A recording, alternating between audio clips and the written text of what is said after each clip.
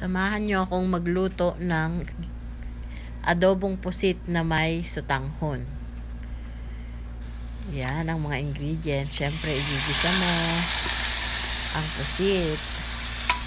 Kaya ako lalagyan ng sutanghon kasi matubig ang pusit. Yung sutanghon mo ang mag-a-absorb sa tubig niya. Ganyan lang. Igigisa mo yung pusit. Tapos, pag nagtubig na siya, lalagay mo na yung sutanghon. Pag luto na yung pusit, lalagay mo yung sutanghon. At pag nag-aadobo ako ng pusit, nilalagyan ko ng asukal para madaling lumambot.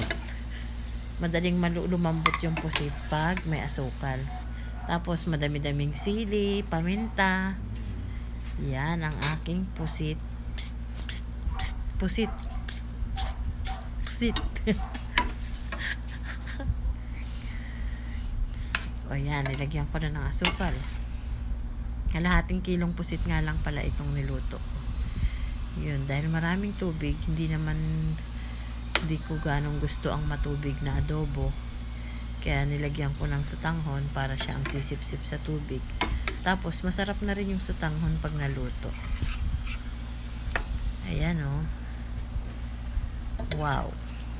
I love it. Luto na. Pwede nang kumain.